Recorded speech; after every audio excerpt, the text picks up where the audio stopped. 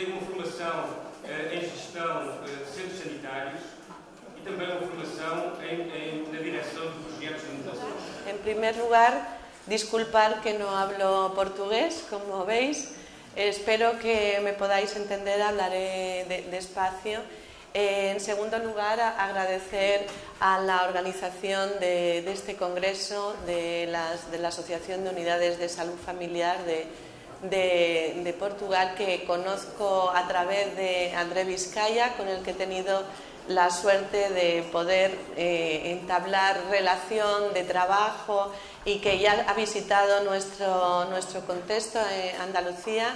Así que estoy encantada de poder devolver la visita y poder conocer en profundidad los desarrollos que se están llevando a cabo aquí en Portugal, y me encantaría que podamos profundizar nuestras relaciones de colaboración, porque innovar, entre otras cosas, es impulsar la colaboración entre entidades diferentes.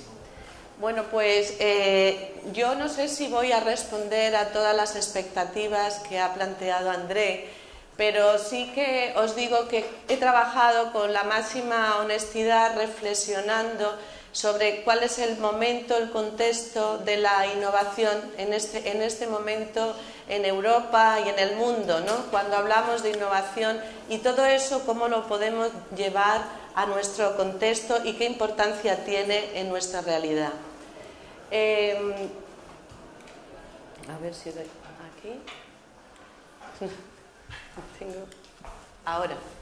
Bueno, pues en primer lugar, pues señalar que el Congreso le da una importancia como uno de los 7 pilares a la innovación y que además los organizadores entienden que es una forma de empoderar, de capacitar a los pacientes, a los utentes, y también es una forma de transformar nuestro modelo de asistencia, dotándole de un carácter mucho más humano y más cercano a las necesidades. Y es así, eso es lo que tiene el recorrido que tiene que hacer la innovación. Pero eso son lo que queremos y cómo hacemos y cuál es nuestra realidad. De momento la primera reflexión es sobre qué es innovación.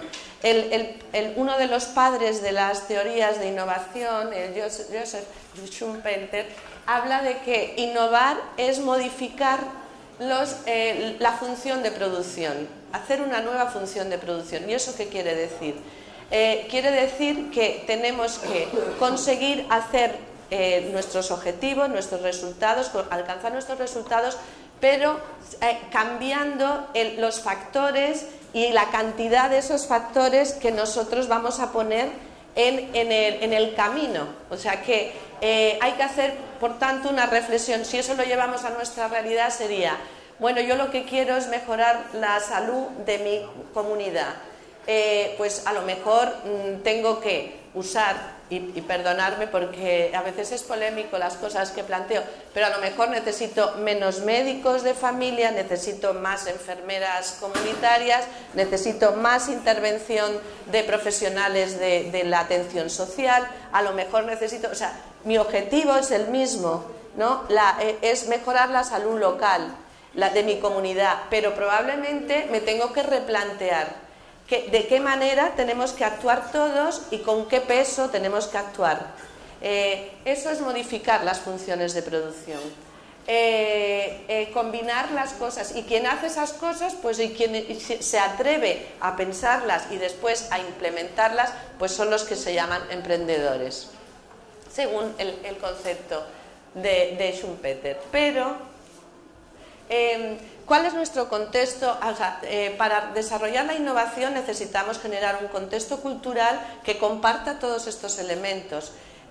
Nuestro contexto es Europa. A nadie se le escapa que Europa es la que va marcando los drivers que llaman ellos, ¿no? Los conductores de hacia dónde tiene que evolucionar la sociedad, y que además Europa está en un momento de crisis que a nadie se nos escapa, y más a nuestros países, una situación de crisis no solamente económica, sino de crisis de respuestas. O sea, las respuestas también están en crisis. Si es un modelo que tiene que avanzar en una dirección o en otra, si hay que hacer más inversión pública o menos, si hay que hacer más... O sea, las respuestas también están en crisis. Y yo creo que eso se refleja perfectamente en lo que ha ocurrido con las estrategias de innovación europeas. ¿Por qué la saco a colación? Porque Europa pone muchísimo dinero, es decir, todos los países europeos ponen mucho dinero para impulsar la innovación en Europa. Pero ese dinero y ese impulso que se refleja en todos los países y en todas las áreas de servicios, como la nuestra, ese modelo de cómo hacer las cosas tiene mucha importancia analizarlo para ver si vamos a tener éxito o no y por qué no hemos tenido todo el éxito que teníamos que haber tenido hasta ahora. Y me explico. Europa se plantea que el objetivo para ser una sociedad fuerte necesitamos impulsar la sociedad del conocimiento y que el conocimiento lo vamos a obtener a través del impulso de la investigación, y eso es a lo que se ha dedicado en los últimos años cuando ha hablado de innovación. Poner mucho dinero, impulsar mucho los proyectos de investigación. Y está bien, no decimos que eso esté mal, pero resulta que el concepto de que, que la innovación solo venga por la investigación no está tan claro. Y ahora me explico. Esto se considera que es el modelo lineal de la innovación, es decir, solo podemos tener ideas para cambiar la realidad a través de la innovación. Eso ha sido el modelo hasta ahora. Y eso se recoge en una serie de indicadores. La manera de medir en un país y en otro si se produce esa innovación es a partir de ese modelo en la cabeza. Ahora.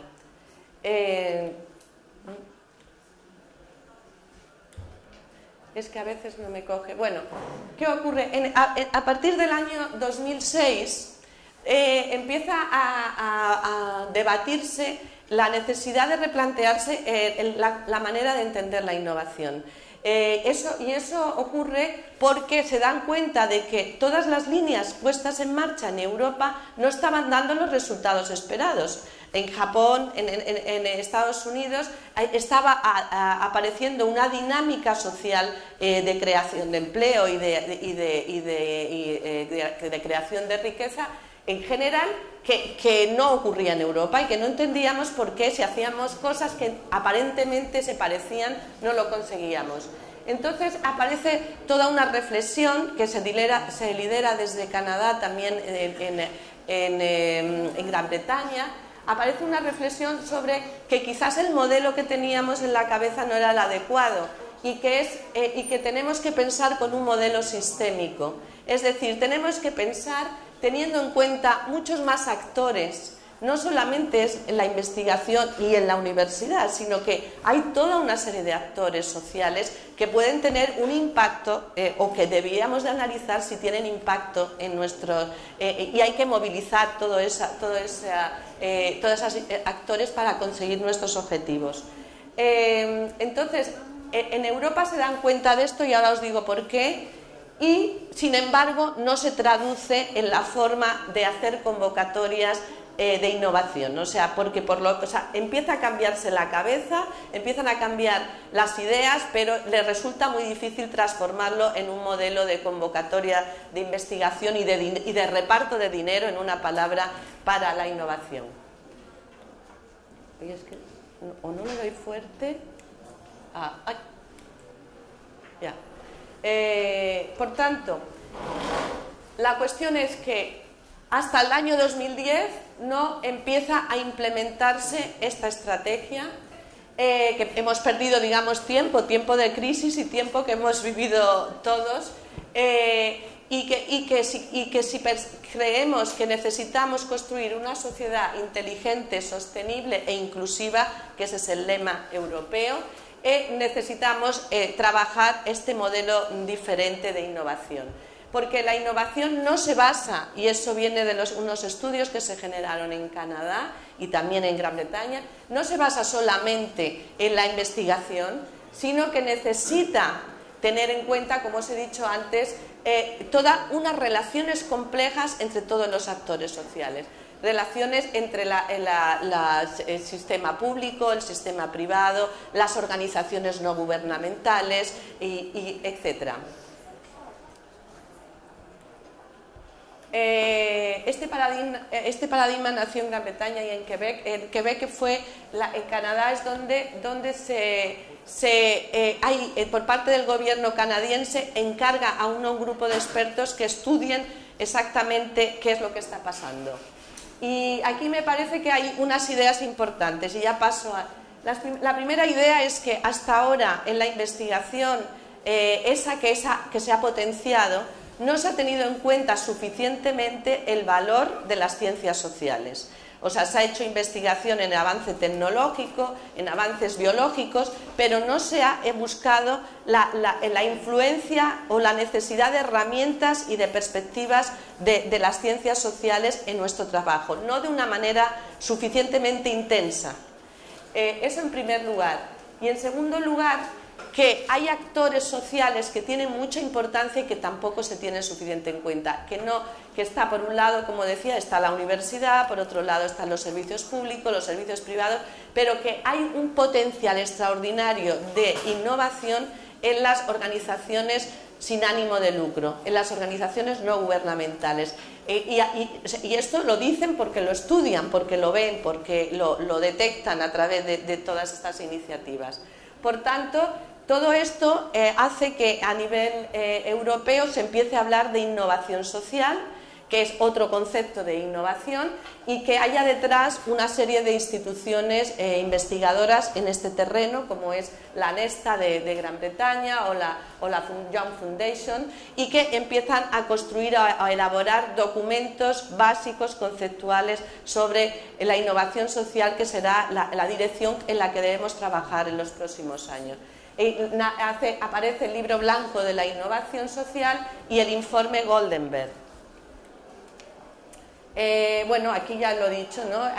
En el informe Goldenberg es donde se dice la importancia que tiene de activar, de hacer participar, de detectar las buenas prácticas, las ideas que aparecen en los actores como asociaciones no gubernamentales o incluso los servicios públicos. A mí me encanta este informe porque le da muchísimo valor a que la innovación puede aparecer y aparece en los profesionales sanitarios que trabajan todos los días y que con tener tiempo para reflexionar sobre cómo mejorar las cosas y replantearse cuáles son realmente los objetivos a donde quieren ir, pueden surgir miles de ideas muy potentes y muy válidas, y eso es innovar.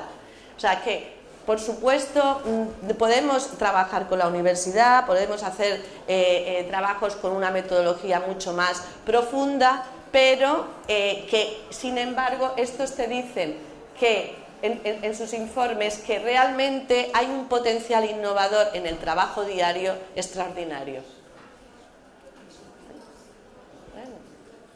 Y entonces a esto le llama la innovación oculta, es decir, que lo que probablemente esté haciendo, y de hecho lo van detectando, probablemente esté haciendo Estados Unidos o Japón, es que da más oportunidades de que esa innovación que puede surgir en el puesto de trabajo, en el día a día, y los diferentes actores sociales, se incorpore, se aproveche y se canalice.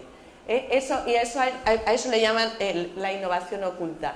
Porque según sus cálculos, solamente el 6% de la innovación que se pone en marcha procede de la investigación. Por lo tanto, el potencial de crecimiento que tenemos es extraordinario.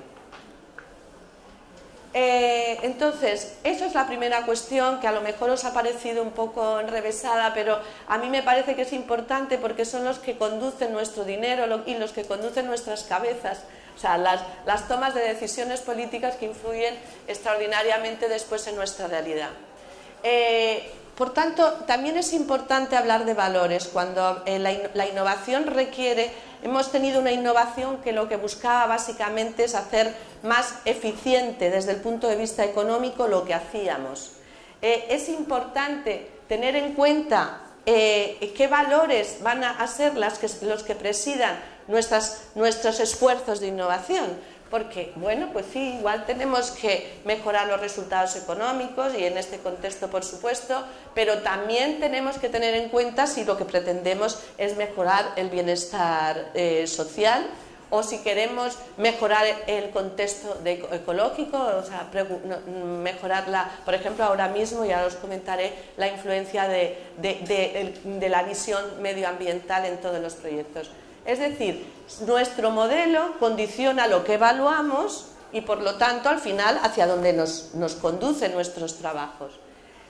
Los valores, trascendental. El debate de los valores tiene que estar encima de la mesa. Yo no sé qué hago. Porque después esos valores son los que marcan el tipo de indicadores. Ahora mismo, de hecho, los indicadores que evalúan la innovación están contenidos en el manual de Oslo, que es el que, digamos, hay consenso, que es lo que hay que utilizar, y sin embargo se considera que hay que cambiar esos indicadores porque si no, no vamos a medir la innovación social tal y como la están midiendo hasta este momento. O sea, que tenemos que tener claro que tenemos que trabajar en nuevos indicadores que realmente reflejen esos valores y ese modelo, ese nuevo paradigma de innovación social. En la innovación social hay muchos elementos que hay que tener en cuenta y definir cuál es su papel y medir cuál es su trabajo.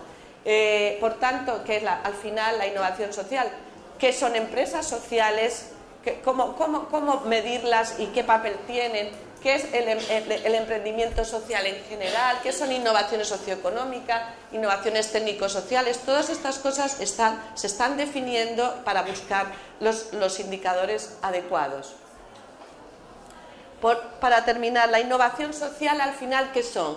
Pues no es la nueva modelo de producción, no sé qué, solamente, como lo decía Schumpeter, sino que la innovación social es en realidad nuevas ideas. Y esas ideas pueden aflorecer en muchos ámbitos.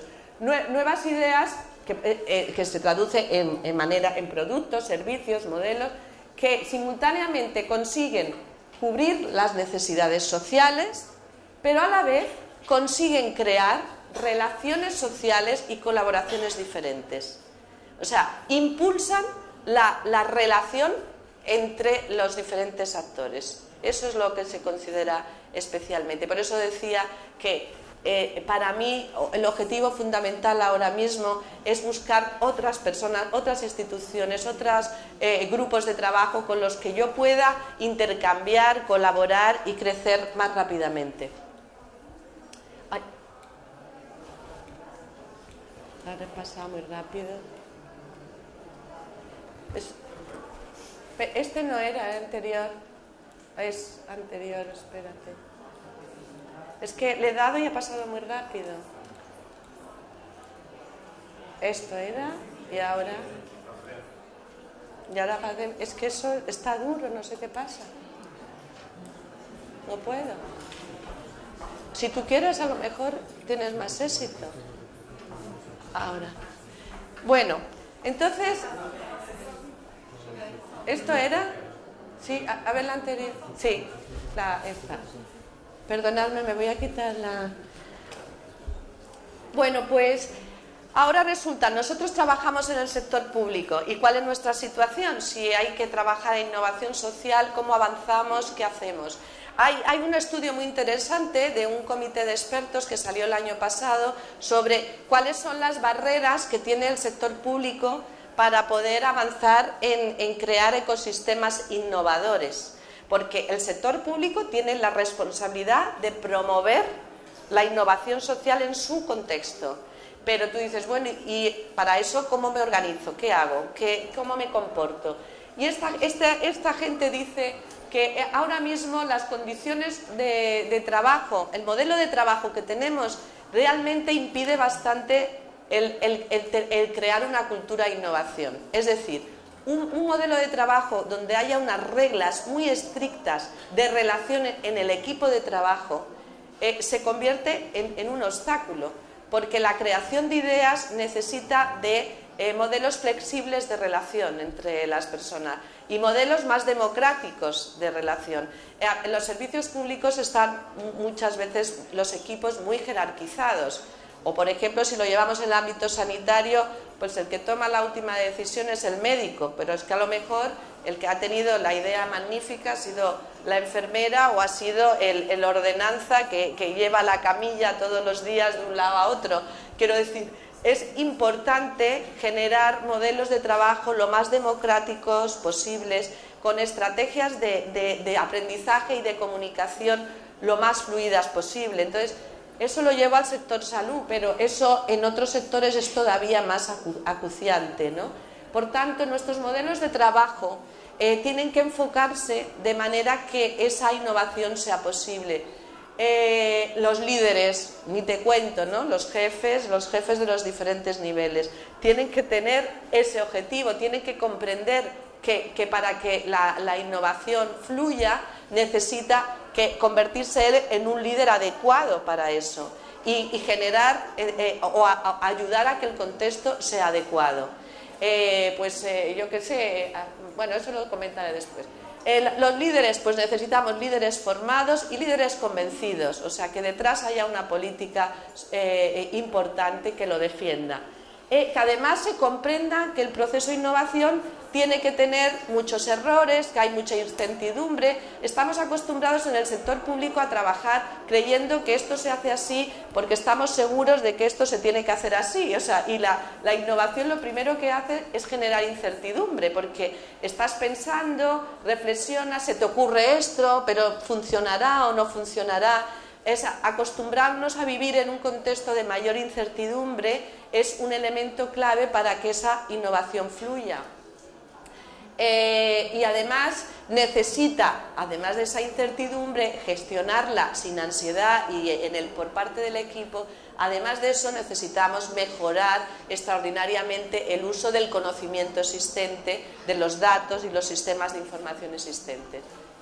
¿Pasa? Bueno, por lo tanto, la administración en general tiene problemas, cuestiones estructurales, de la forma tan departamental con tan poca permeabilidad entre departamentos, entre áreas de conocimiento, entre salud y servicios sociales y empleo y no sé qué, son áreas que no son nada permeables todavía. Limitaciones de recursos, por supuesto, pero es que los recursos, cuando cambia el modelo de pensar, también cambia la forma de usar esos recursos y puede ser más eficiente. Y aspectos de coordinación. Por lo tanto, dice el documento que gestionar la innovación en el sector público requiere de una reforma del sector público. Y yo creo que la reforma del sector público conviene que la hagan la gente que cree en el servicio público y en el sector público, porque el problema es que la hagan cuando vienen personas que no creen en los servicios públicos. Entonces es importante que los que creamos en los servicios públicos asumamos que esa reforma es necesaria. Dinamizar, difundir buenas prácticas, es decir, si yo conozco que aquí en el centro de salud marginal que estuve ayer hay una práctica fantástica sobre cómo promover la lectura y la alfabetización en las personas de su comunidad, que es un elemento clave para crear salud en su comunidad. Y eso lo he detectado y lo veo, pues tengo que publicarlo y tengo que darlo a conocer para que otros no estén dándole vueltas a la cabeza y lo puedan aplicar inmediatamente. Y también necesitamos hacer un esfuerzo potente de tecnología. La tecnología tenemos mucha tecnología, pues tiene que crecer enormemente, pero claro, crecer desde la visión y desde nuestras necesidades, conducir el crecimiento hacia esa visión. Sí, por supuesto, aspectos financieros, porque esos hay que mencionarlos siempre, y sobre todo el cambiar los modelos de cómo aprenden las organizaciones, cómo avanzan las organizaciones. También he visto una experiencia muy interesante que conocí a través de André Vizcaya sobre modelos de aprendizaje en el centro de salud marginal. Y es a veces, bueno, pues los espacios donde se aprende no son espacios estrictamente reglados, son espacios donde hay encuentro de los compañeros, pero que a lo mejor se puede mientras se come o mientras se hace otro tipo de cosas o mientras se juega algo.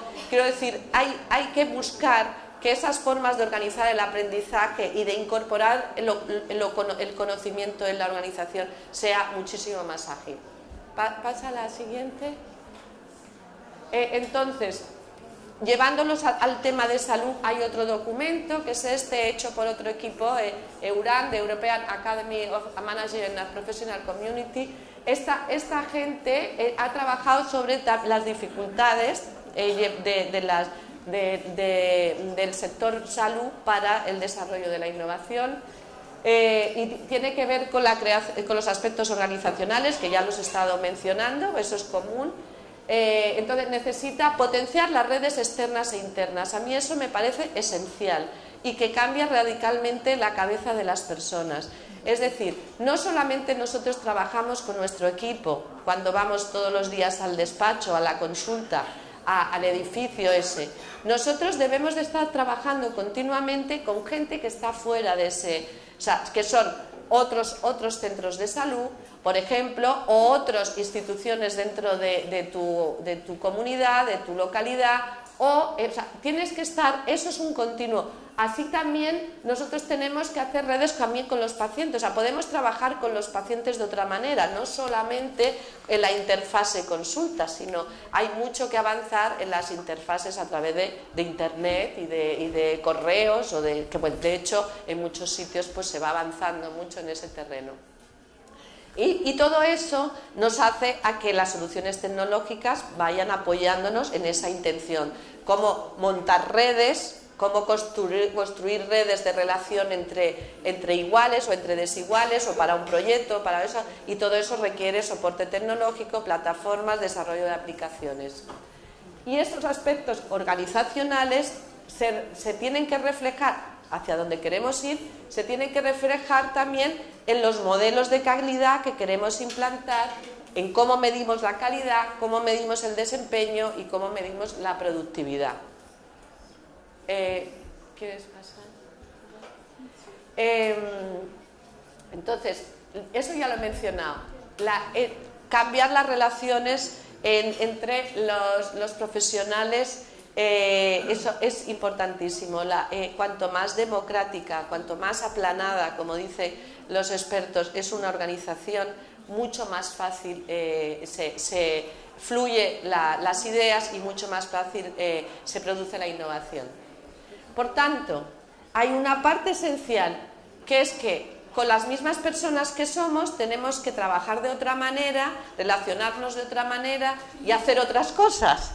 Claro, entonces eso requiere de un apoyo en cómo desarrollar esas capacidades para hacer esas nuevas cosas. A veces simplemente se trata de poder manejar mejor determinada aplicación informática, pero otras muchas es darse cuenta de que para cada cosa que yo haga en el trabajo voy a incorporar dinámicas, pues de consultar a otros centros de salud, de reunirme con asociaciones, o sea, puedo ir incorporando otro tipo de elementos. Y para eso tengo que estar entrenada. Una de las competencias básicas de la innovación es la comunicación. Cuanto mejor comunicador soy en todos los ámbitos y en todos los terrenos, más posibilidades tengo de generar innovación. Otro elemento clave que ya lo está mencionando, buscar siempre acuerdos estratégicos que nos permitan influir en nuestro entorno más inmediato. A mí esto me parece importante. Primero, ¿cómo vamos a conseguir relacionar, en nuestro caso, los sistemas sanitarios, los servicios sanitarios con los servicios sociales?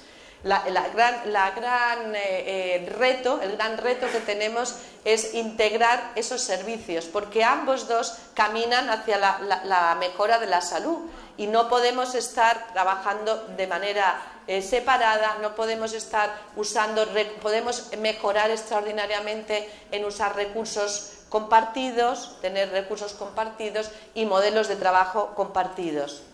Otro reto que tenemos es cómo conseguimos que el desarrollo de la empresa privada, el desarrollo del sector privado se alinee con este concepto de innovación social. Y para eso me explico. si tú tienes una empresa local que quiere montar una residencia de ancianos, ¿no? Pues el problema, pues tú dices, no, mira, ¿por qué en vez de una residencia de ancianos no montas, que también te va a dar negocio, un sistema pues de viviendas protegidas o tuteladas, donde los ancianos puedan mantener su vida normal, autónoma, pero a la vez tengan un apoyo, que compartan recursos? No sé, o sea, se trata, este señor lo que quiere es hacer un negocio, ¿no? O sea, trabajar honestamente y hacer pero tenemos que conseguir que sepa el sector público cuál es lo más potente para conseguir la mejora de la salud local, y que va a tener negocio si lo hace, y que nosotros le podemos ayudar, ¿eh? Eso es importantísimo. ¿Ya es la hora? ¿Llevo 20 minutos? Ah, entonces nada, me queda 5 minutos. Vale, pues pasa rápido. No pasa, ¿no? Bueno, al final se trata de evolucionar nuestros modelos de gobernanza. No me entretengo más porque ya... Incluso es importantísimo, igual que al sector privado, al sector de la investigación. Nosotros hemos peleado muchas veces porque dices, por favor, investiga lo que necesitamos saber, ¿eh? Eso es importantísimo, poner la investigación alineada con realmente lo que necesitamos. ¿Sigue? Bueno, esto ya lo he mencionado. Necesitamos pensar qué líderes pueden llevar a cabo esto, qué procesos son los que son facilitadores. Hay mucho sobre eso. Ya os he hablado sobre la flexibilidad, sobre el modelo de aprender, sobre muchos elementos. Yo, por ejemplo, ya comento muchas veces, un profesional que para entrar en el trabajo ficha, ahí tiene control horario, de las 8 a las 3 y no sé más, ahí ya me da que pensar que en esa organización no se va a producir demasiada innovación, o se va a producir innovación a pesar de eso. O sea que tenemos que entender, nuestros líderes tienen que entender que profesionales motivados con otro tipo de relación, otro tipo de participación y otra manera de organizar el trabajo son mucho más eficaces y generan mucha más innovación, que a veces no es hacer más actividad, más consultas, sino a lo mejor en vez de hacer más consultas tengo que hacer más otras cosas, más estar con la asociación de vecinos con una estrategia determinada, o más. Para eso necesito sentarme a pensar, a reflexionar, a analizar críticamente lo que hago. Y además necesito que haya después propuestas, y que esas propuestas haya gente dispuesta a apoyarla y gente dispuesta a equivocarse, porque no hay innovación si no se asume el error como una parte del proceso. ¿Seguimos? Bueno, en Andalucía pues tenemos los mismos problemas que en todos sitios. Lo único que yo creo que tuvimos la suerte que durante un periodo bastante largo hubo una apuesta muy fuerte por cómo renovar el sistema sanitario, y esa propuesta llevó a esa, digamos, voluntad política muy fuerte, llevó a un planteamiento de una innovación organizacional, que es en parte de las cosas que os he estado diciendo. No quiere decir que nosotros hayamos llegado a eso, sino que hemos pensado que eso era necesario e importante. Y de hecho se modificaron los modelos de organización de los equipos clínicos, que se llamó el modelo de gestión clínica. Se modificaron la forma de entender los procesos de atención al paciente, donde se integraron y se produjo una integración muy fuerte entre las estrategias de primaria y de especializada a través de los procesos, y donde se buscó un modelo de desempeño, de evaluación del profesional diferente, basado en competencias, y en competencias que eran diferentes. O sea, lo que tiene que saber el profesional ahora pues tiene que ser ajustado a los retos a los que tiene que hacer frente. Y yo evalúo eso, yo tengo que entrenar para conseguir eso, tengo que evaluar eso y tengo que reconocerlo. Entonces, todo eso tiene que ser coherente, y este es el trabajo que hicimos, que se tradujo en el plan de calidad, y que la principal herramienta que usamos para eso de apoyo fue la Agencia de Calidad Sanitaria. La Agencia de Calidad Sanitaria, pero quiero que entendáis que la agencia es un instrumento, no tiene valor por sí mismo. Y la agencia es un instrumento que encima tiene que ser muy dinámico, porque lo que nos era útil hace 10 años no nos sirvió hace 5 y no nos sirve ahora. Hay que estar constantemente actualizando exactamente con qué valor vamos a evaluar la calidad, como os decía antes, qué valores uso y qué indicadores nuevos aparecen por esos valores. Ya, lo otro, bueno, pues yo creo que algunos ya sabéis que tenemos programas de certificación de unidades. ¿Pasa rápido? ¿Pasa? Eso no lo... sí, la anterior. ¿Ves? Estos son los retos que nos planteamos en la línea que os decía, que queremos contactar con el sector privado para decirles, oye, ¿por qué no hacemos acuerdos de evaluación de la calidad del sector privado siempre y cuando hagáis cosas que consideramos que son necesarias? Evaluar los servicios sociales, eso ya hemos empezado a hacerlo. Y evaluar en conjunto la innovación social, ahí todavía no hemos llegado. Yo no me quiero tampoco, si me pasa, ¿sí? Pues pasa... Bueno, esa dinámica de continua actualización, ahora mismo estamos en la versión 3 de los 79 manuales de competencias en este caso. Ha habido manuales también para centros y para todo, trabajamos para evaluar, para cambiar esas evidencias y actualizar. Pues hay más de 300 profesionales, pero los profesionales son los que están trabajando, que colaboran en la actualización permanente, que tenemos comités de asesores externos también a Andalucía y evaluadores, y que trabajamos con las sociedades científicas. Y que eso nos ha llevado, esa actualización nos lleva a que también, cada vez, por ejemplo, hemos publicado el plan contra la obesidad, o hemos publicado el plan contra el tabaco, estos que son estrategias transversales que estamos diseñando. Esto automáticamente tiene que reflejarse en el modelo de acreditación con nuevas evidencias, con nuevos elementos, para que yo lo que estoy acreditando como calidad sea aquello que da respuesta realmente a la necesidad que me he planteado. Pasa, porque eso es ¿ves? Esto es el ejemplo, esto es el momento de entrega de una acreditación a un servicio social, que son las viviendas tuteladas. Es la primera experiencia que tuvimos hace unos años evaluando servicios sociales. Y por eso AXA tiene toda esta línea de trabajo. Lo que decía, la expansión internacional. Nosotros tenemos mucho interés de trabajar con otros países compartiendo el modelo de calidad, porque es una manera de generar protección a nuestro trabajo, que no esté sujeta a los vaivenes políticos, que no esté, o sea, que genere una solvencia que nadie discuta. Por tanto, la colaboración para nosotros es fundamental para crear una línea de conocimiento compartido que no esté sujeto a vaivenes.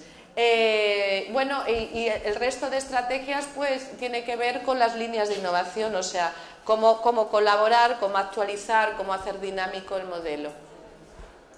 Nada, esto es las páginas, la aplicación, que yo creo que igual a algunos es familiar, y que aquí lo que quería enseñaros es que esta vez, no, pasa la siguiente. ¿Ves? Hay ya una página para acreditar servicios sociales. Los servicios que se acreditan es los centros de día, los servicios de residencias, o sea, las residencias que existen ahora, los centros de atención temprana, los centros de servicios de información al ciudadano, en fin, una serie de unidades nuevas. Y también estamos, y eso sí que ha sido un logro extraordinario, estamos acreditando al profesorado universitario. O sea, el servicio de salud solamente a un tipo de profesores universitarios, aquellos que trabajan dando docencia de salud y que tienen un tipo de contrato, que no son funcionarios, ¿no? Sino que son con contrato. Pero eso ha sido un logro extraordinario porque ha permitido que trasladáramos a la universidad el modelo y la manera de concebir la calidad de los profesionales y del profesorado, donde compartimos las ideas, compartimos el paradigma. Y nada más, muchas gracias.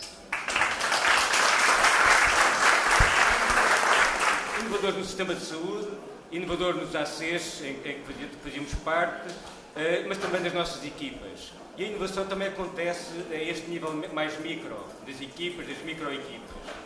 E também na nossa relação com os utentes e com as pessoas que nos escolhem como prestador de cuidados.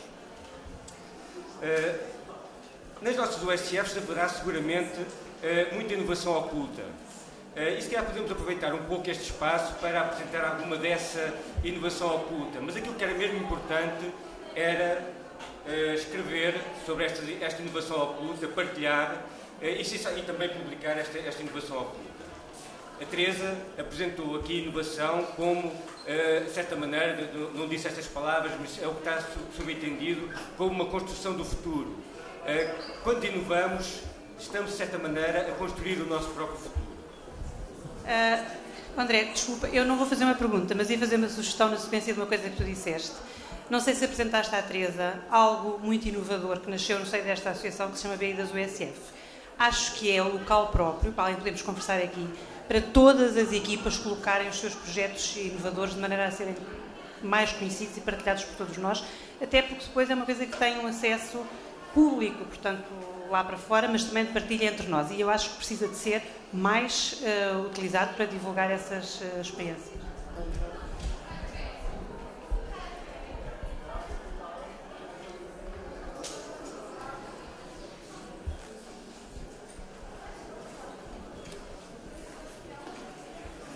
Daniel Pinto, não queres dizer alguma coisa sobre a parte das tecnologias e como é que isso realmente pode mudar?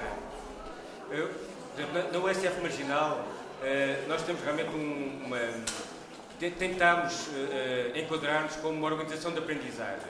E tudo aquilo que fazemos, tentamos que seja um momento de aprendizagem. Tentamos também refletir sobre como aprendemos. E para o fazer bem, é preciso refletir.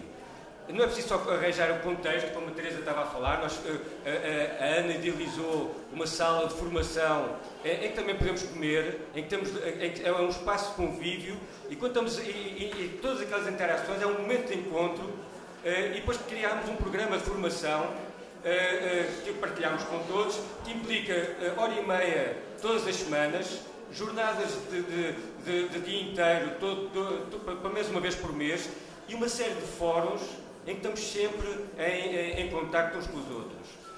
Também criámos uma série de aplicações, por exemplo, o Epic que é para episódios críticos. Quando há um episódio crítico, qualquer que acontece, alguma coisa que não devia ter acontecido, que aconteceu, algum acidente, partilhamos nessa plataforma para realmente poder partilhar essa experiência.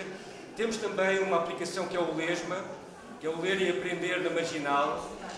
Quando temos uma dúvida na nossa prática, pomos essa dúvida nessa plataforma e alguém que tenha a resposta dá essa resposta. E depois se dá essa resposta online, temos esse repositório, mas depois também pode dar essa resposta de um modo mais estruturado na próxima reunião de formação. E portanto são estas interações que vale a pena, que eu penso que podemos refletir, mas aquilo que é importante nas nossas OSCFs é ter não só uma maneira de olhar para aquilo que estamos a fazer, mas depois o mais importante, criar o contexto e as condições para refletir sobre aquilo que nos está a acontecer. E a partir daí a inovação vai acontecer. Não sei se quer dizer alguma coisa, se o Daniel Pinto quer dizer alguma coisa. Por aí atrás. Bom dia. Eu de facto gostava de partilhar um bocadinho esta questão da inovação. Nós de facto temos sempre tendência a pensar na inovação e de facto vamos inovar, só que depois somos diariamente confrontados com a carga assistencial e burocrática que temos nos nossos serviços. Curiosamente, ontem à noite estava a ler num dos fóruns que felizmente é um momento de partilha que nós vamos tendo em Portugal, é os fóruns de médicos e da USFAN também, que de facto faz-nos pensar que se calhar é possível de facto inovar. Um dos comentários do e-mail que eu recebi ontem era um pedido de um artigo norte-americano que perguntava como é que era possível aumentar o acesso sem aumentar as horas de trabalho. Obviamente que esse artigo, toda a gente ficou muito surpreendido por haver alguém a estudar isto. De facto, isto faz-nos pensar. E esse artigo traz soluções. E traz soluções que vão muito de encontro à parte organizativa. Ou seja, faz sentido que, de facto, nós, USFs, que somos, de facto, um modelo inovador, que trabalhamos com 3 grupos profissionais completamente diferenciados, começamos a pensar de forma como é que vamos facilitar o trabalho de todos, melhorando as competências e as responsabilidades de cada um. Pronto, de facto, isto tudo que haja em termos de inovação nesta área, acho que faz sentido que nós possamos partilhar, porque vai ser uma mais-valia.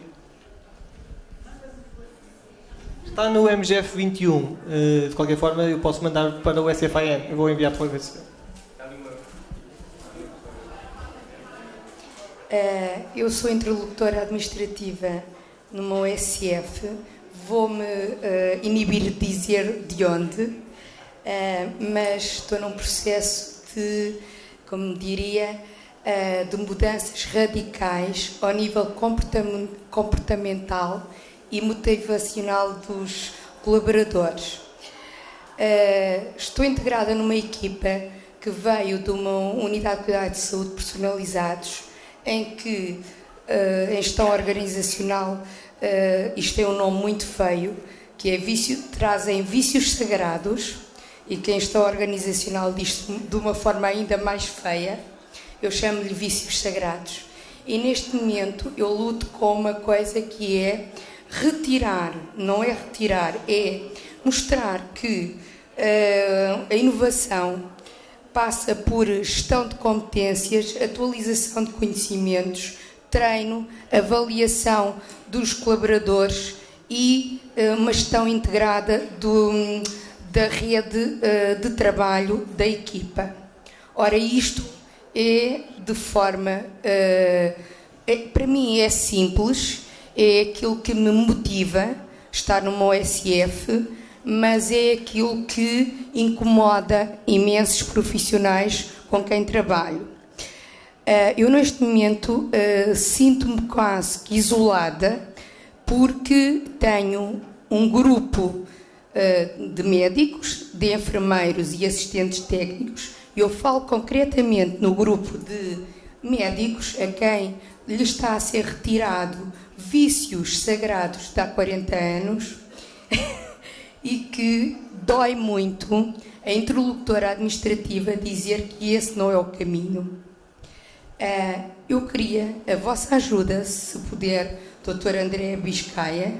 Eu gostaria de poder colaborar consigo nesta luta, porque esta luta tem dado alguns resultados. Posso-vos dizer que dos 22 indicadores que a minha OSF contratualizou o ano passado, cumprimos 19.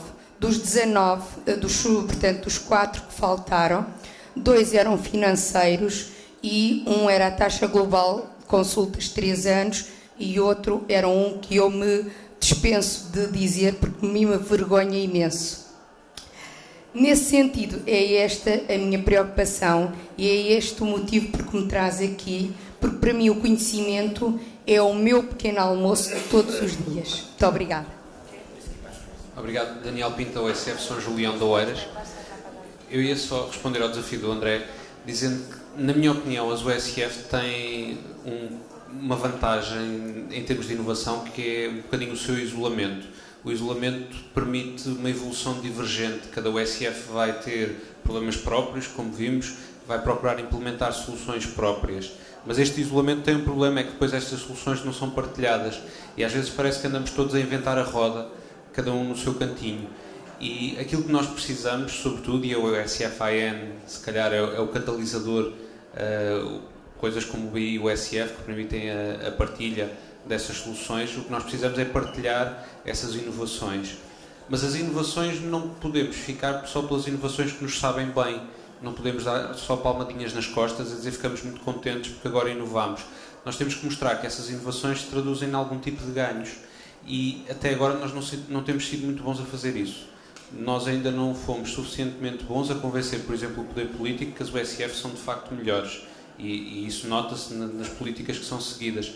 Nós temos que arranjar uma forma de demonstrar que, de facto, estas inovações que nós trazemos com a organização das USF e com as nossas pequenas soluções para os problemas do dia-a-dia são melhores. Este artigo que o José Luís estava a falar é uma partilha de soluções que alguém encontrou e que funcionaram. E nós temos que fazer o mesmo, temos que testar soluções na nossa pequena unidade, no nosso local isolado, temos que ver se elas funcionam e temos que partilhá-las com todos, para todos podermos testar se elas são generalizáveis e se elas podem trazer, de facto, benefício, porque apesar do isolamento, da inovação, da variabilidade, serem coisas que também acontecem na evolução, nós aqui não queremos a sobrevivência dos mais aptos, nós queremos trazer todos para um nível mais elevado, nós queremos elevar o patamar dos cuidados que são prestados, quer naqueles que são capazes de chegar a essas evoluções, quer noutros que por alguma razão não chegaram a essa solução, mas que podem aprendê-la e podem implementá-la também na sua pequena unidade. Não havendo mais comentários, eu passava agora a palavra Bueno, pues no sé, yo creo que la USF está en una situación fantástica como modelo y con el dinamismo que yo he visto, una situación estupenda para liderar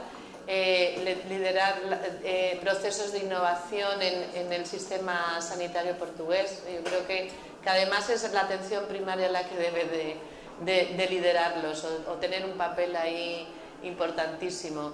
Y que seamos conscientes que tenemos mucho más poder del que creemos. Yo creo que eso es un elemento extraordinario y que sintámonos libres, o sea que a veces solamente hablamos de que no tenemos contexto o no podemos, tenemos unas capacidades y un margen de libertad siempre infinitamente mayor del que nosotros mismos nos damos.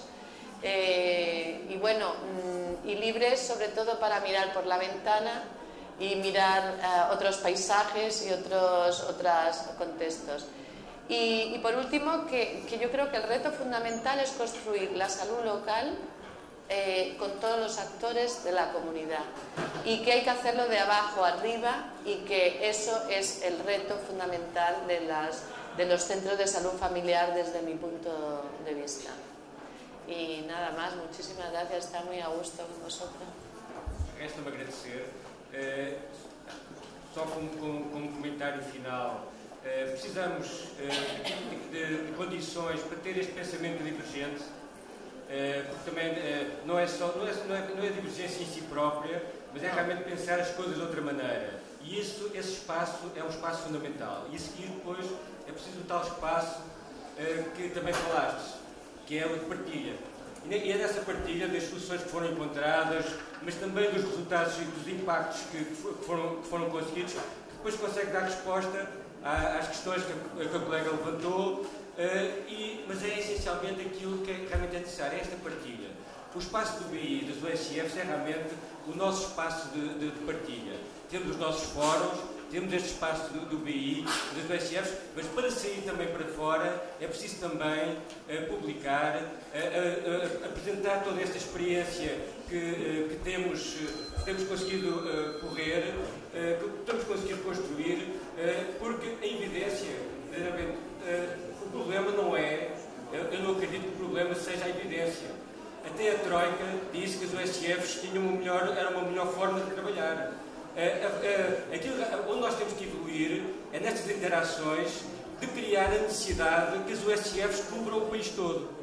E realmente isso tem que sair um pouco fora do nosso espaço e criar essa necessidade com a partilha, com a procura de novas colaborações noutros campos, nomeadamente o social e do poder local. Muito obrigado. E vamos novamente e vamos acabar também a hora.